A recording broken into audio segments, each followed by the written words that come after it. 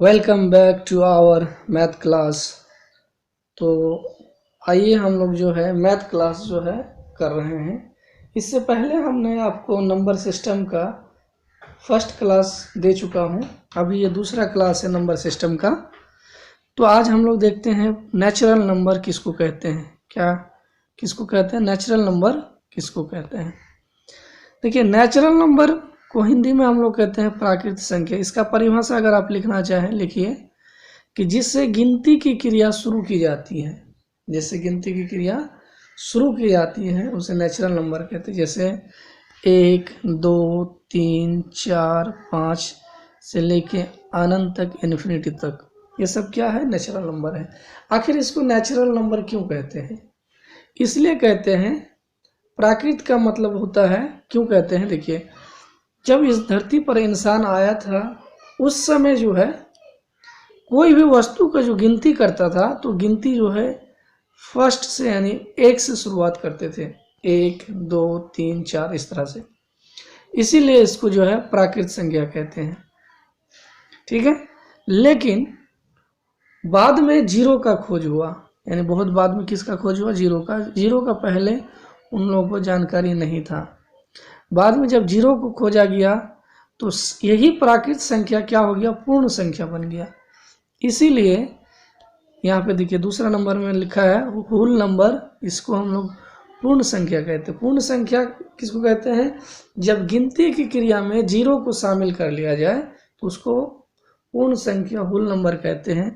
0, 1, 2, 3, 4, 5, 6 से इन्फिनिटी तक। ठीक है, इसको होल नंबर कहते हैं। समझ में आ गया नेचुरल नंबर और होल नंबर किसको कहते हैं।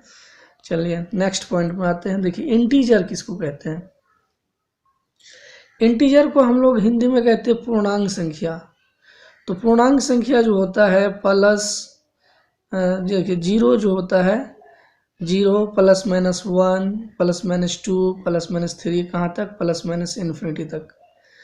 ठीक है, इसी को आप ऐसे भी लिख सकते हैं। जीरो के बाएं तरफ क्या होता है? नेगेटिव होता है, और जीरो के बाएं तरफ क्या होता है? दाएं तरफ पॉजिटिव होता है। तो ये नेगेटिव और पॉजिटिव और जीरो को सभी को मिला करके क्या कहा जाता है? पूर्णांक संख्या कहा जाता है, इंटीजर कहा जाता है। ठीक है, चलिए इसको हम लोग आगे बढ़ते हैं। देखिए, इंटीजर को हम लोग जो है देखते हैं। तो इंटीजर समझ में आ गया, पूर्णांक समझ में आ गया। चलिए अब हम लोग देखते हैं इसका जो है ना पूर्णांक की कैटेगरी देखते हैं। ठीक है, यानी कि पूर्णांक देखिए, इंटीजर जो है को हम लोग 3 भाग में बांट सकते हैं। कितने भाग में बांट सकते? फर्स्ट भाग जो होता है उसको हम लोग कहते हैं नेगेटिव इंटीजर, और दूसरा भाग को हम लोग क्या कहेंगे? Zero integer. तीसरा भाग को हम लोग पॉजिटिव इंटीजर कहते हैं। तो नेगेटिव इंटीजर का मतलब क्या होता है? तो नेगेटिव का वो हिंदी में कहते हैं ऋणात्मक पूर्णांक, यानी -1, -2, -3। ठीक है, -1, -2, -3, कहाँ तक? माइनस इन्फिनिटी तक। तो ये क्या हो गया? ऋणात्मक पूर्णांक हो गया। ठीक है, और जीरो जो है, देखिए जीरो क्या है? इसको हम लोग शून्य पूर्णांक कहते हैं। क्यों शून्य पूर्णांक कहते हैं आगे हम बता रहे हैं डिटेल से। यहाँ देखिए, पॉजिटिव इंटीजर को हिंदी में कहते हैं धनात्मक पूर्णांक। धनात्मक पूर्णांक जो होता है +1, +2, +3, इस तरह से कहाँ तक जाएगा? प्लस इन्फिनिटी तक। ठीक है, ये सभी क्या होता है? धनात्मक जो है पूर्णांक होता है, पॉजिटिव इंटीजर होता है। तो इंटीजर समझ में आ गया, बहुत अच्छा। आगे बढ़ते हैं।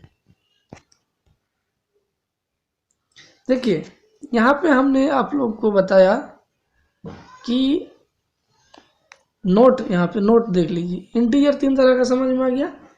तो नोट, यहाँ पे एक चीज याद रखिएगा, यहाँ पे नोट कि जीरो नहीं तो धनात्मक संख्या है और नहीं तो ऋणात्मक पूर्णांक संख्या है। यानी कि जीरो ना ही धनात्मक है ना ही ऋणात्मक है। इसलिए यहाँ पे देखिए हमने बीच में बताया। ठीक है, क्योंकि इंटीजर जो होता है, इंटीजर जो है, इंटीजर हमने कितना तरह का बताया? 3 तरह का बताया ना, नेगेटिव, पॉजिटिव और एक है शून्य। तो शून्य जो है ना ही धनात्मक है ना ही ऋणात्मक इंटीजर है। अर्थात ये कैसा है? अर्थात शून्य एक उदासीन संख्या है। क्या संख्या है? उदासीन संख्या। क्यों उदासीन है? देखिए, 3 प्लस, इसको अगर 3 में देखिए, एक किसी भी संख्या में अगर 0 को जोड़ेंगे तो कोई परिवर्तन नहीं होगा। देखो 3 + 0 क्या हो गया 3, कोई प्रभाव पड़ा नहीं पड़ा।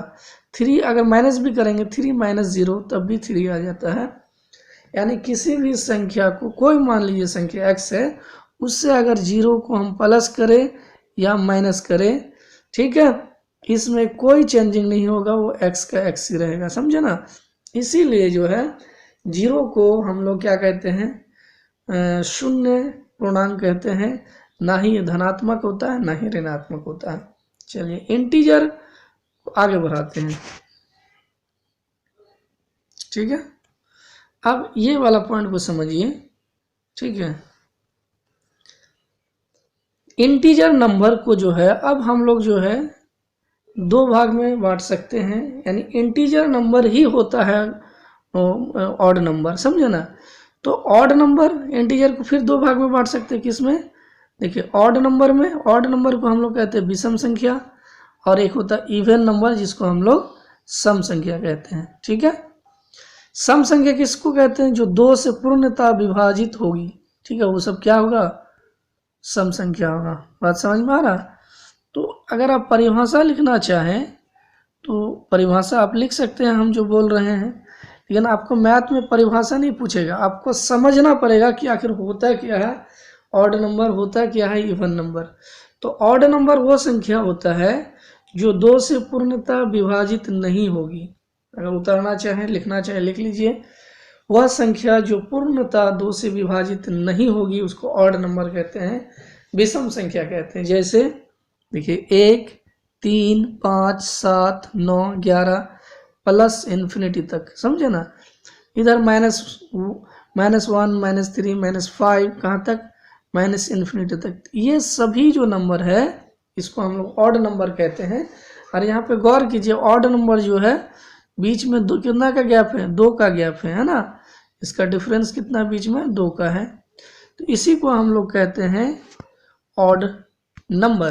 तो आपको समझ में आ गया होगा कि ऑड नंबर किसको कहते हैं, विषम संख्या किसको कहते हैं। इवन नंबर को हम हिंदी में कहते हैं सम संख्या। सम संख्या जो होता है जो 2 से पूर्णतः विभाजित हो जाए, ठीक है, पूर्णतः क्या हो जाए, विभाजित हो जाए, उसको इवन नंबर कहते हैं। जैसे 0, 2, 4, 6 प्लस इन्फिनिटी तक। इधर -2, -4, -8, उसका अब कहाँ तक जा सकते हैं, माइनस इन्फिनिटी तक, यानी कि माइनस इन्फिनिटी तक, समझे। तो ये सभी जो होगा क्या होगा, इवन नंबर होगा, ठीक है। तो यहाँ एक बात और ये समझने वाला है, इसको समझिएगा, ठीक है। नोट में ये बात आप याद रखिएगा, 0 एक सम पूर्णांक संख्या है, ठीक है, सम पूर्णांक। देखिए 0 जो होता है क्या है, 0 एक सम पूर्णांक संख्या है, ठीक है। देखिए 0 जो है, देखिए क्यों, जैसे 0 को अगर हम, ये बात भी आपको याद रखना पड़ेगा, ठीक है। 0 एक सम पूर्णांक संख्या है, सम भी है और पूर्णांक भी है, ठीक है। इसके अलावा यहाँ पे देखिए, ये बात जो है आप दिमाग में रखिएगा कि किसी भी संख्या को, सॉरी यहाँ पे देखिए, 0 को अगर हम किसी भी संख्या से डिवाइड कर दें तो वो 0 ही होता है, ठीक है। किसी भी संख्या से डिवाइड कर दे तो वो 0 ही होता है। तो उसी तरह यहाँ पे परिभाषा हमने क्या दिया, इवन नंबर का परिभाषा दिया कि जब किसी संख्या को 2 से विभाजित किया जाए और पूर्णतः क्या हो जाए, कट जाए, तो उसको हम लोग क्या कहेंगे, उसको हम लोग इवन नंबर कहते हैं। क्या कहते हैं, इवन नंबर कहते हैं। तो क्या 0 कटेगा, तो बिल्कुल 0 कटेगा। तो 0 से अगर हम डिवाइड करेंगे 2 से तो क्या आएगा, 0 आएगा। देखिए यहाँ पे लिखा हुआ है, इसीलिए 0 एक सम पूर्णांक संख्या है, ठीक है। इसी तरह जो है किसी भी, यहाँ पे नोट में कुछ चीज़ और लिखा हुआ है कि देखिए यहाँ पे लिख दिया गया है, किसी भी संख्या से अगर हम भाग देंगे 0 को तो क्या आएगा, 0 आएगा।